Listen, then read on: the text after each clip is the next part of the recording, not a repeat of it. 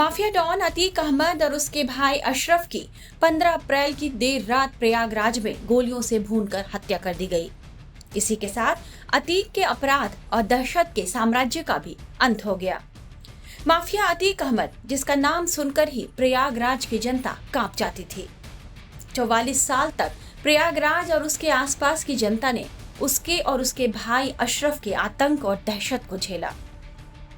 वो जिसका चाहता था उसकी हत्या करवा देता, जब चाहे किसी का अपहरण करवा लेता, जिसकी जमीन पर हाथ रख देता वो उसकी हो जाती।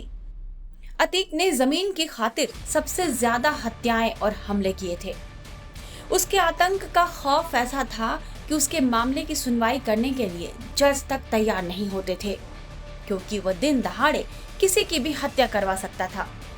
अतीक और उसके भाई अशरफ पर हत्या की साजिश, फिरौती और किडनैपिंग जैसे 100 से ज्यादा मामले दर्ज थे। 17 साल की उम्र में अतीक पर पहली बार हत्या का आरोप लगा था। अपनी अकूत संपत्ति और आतंक के दम पर वह राजनीतिक संरक्षण हासिल करता रहा और उसका साम्राज्य फलता फूलता गया। अतीक अहमद आतंक का पर्याय बन गया था, लेकिन राजनीतिक संरक्षण और शरण से वह यूपी विधानसभा से होता हुआ संसद तक पहुंच गया था। जिन लोगों ने अतीक और अशरफ की हत्या को उसके मुसलमान होने से जोड़ा, उनके लिए यह जानना जरूरी है कि अतीक और अशरफ के आतंक से सिर्फ राजू पाल, उमेश पाल और मोहित जायसवाल और सूरज कली जैसे हिंदू परिवार ही पीड़ित नहीं थे, बल्कि 44 साल के उसके आपराधिक जीवन में उसके जुल्मों को मुस्लिम समाज के लोगों ने भी सबसे ज्यादा सहा। ऐसे पीड़ितों की लंबी फेहरिस्त है। मीडिया रिपोर्ट्स में बताया जा रहा है कि इन माफिया भाइयों के खिलाफ सबसे ज्यादा आपराधिक मामले मुसलमानों ने ही दर्ज कराए थे। 20 बड़े मामलों में से 13 पीड़ित मुस्लिम समुदाय से ही हैं। अशरफ पर तो यह आरोप लगा कि उसने मदरसे से तालीम ले रही 2 नाबालिग बच्चियों को अगवा कर लिया और गन पॉइंट पर उनका रेप किया। सुबह मदरसे के गेट पर बच्चियां लहूलुहान हालत में पाई गईं।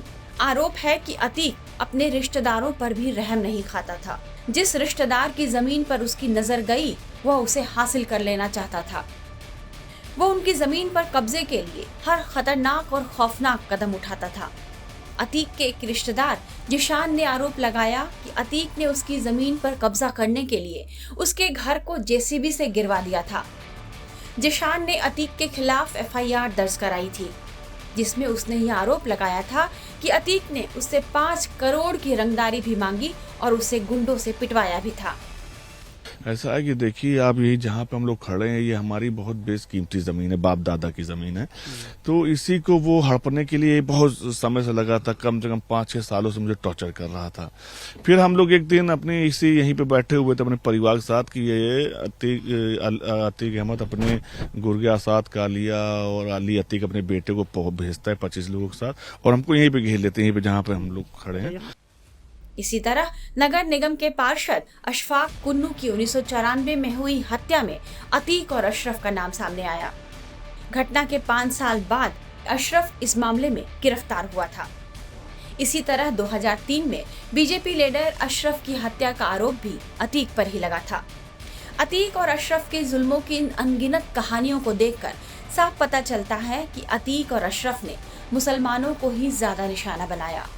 लेकिन अब अतीक और अशरफ का साम्राज्य मिट चुका है और वे मिट्टी में मिल चुके हैं।